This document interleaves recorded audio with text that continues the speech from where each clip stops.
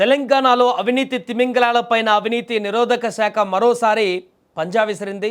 మేడ్చల్ మల్కజ్గిరి జిల్లా deputy collector K Vamsi Mohan లక్ష్యంగా ACB అధికారులు ఏకకాలంలో భారీ సోదాలు నిర్వహించారు.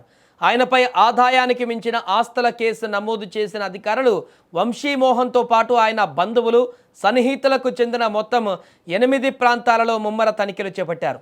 గతంలో శేరిలింగంపల్లితో పాటు పలు కీలక ప్రాంతాలలో ఆర్డీఓగా పనిచేసిన వంశీమోహన్ తన అధికారిక హోదాను అడ్డం పెట్టుకొని పెద్ద ఎత్తున ప్రభుత్వ భూములను కాజేసినట్లుగా తీవ్ర ఆరోపణలు ఎదుర్కొన్నారు.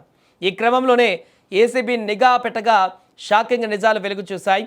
వంశీమోహన్ అబ్దుల్లాపూర్ మెట్ పిగ్లీపురం పరిధిలో సుమారు 8 ఎకరాల ప్రభుత్వ భూమిని అక్రమంగా కాజేసినట్లు ఏసీబీ ప్రాథమిక విచారణలో తేలింది. సదరు భూమిని తన మామ పేరు మీద రిజిస్ట్రేషన్ చేయించి ఆ తర్వాత దాన్ని ఓ ప్రముఖ రియాల్టర్కు ధారాదత్తం చేసినట్టుగా అధికారులు గుర్తించారు. దీనికి ప్రతిఫలంగా సదరు రియాల్టర్ నుంచి వంశీమోహన్ కుటుంబ సభ్యుల పేరిట 10 విలువైనటువంటి ఫ్లాట్లను గిఫ్ట్ డీడ్ రూపంలో పొందినట్లు ఏసీబీ పక్క ఆధారాలు సేకరించింది.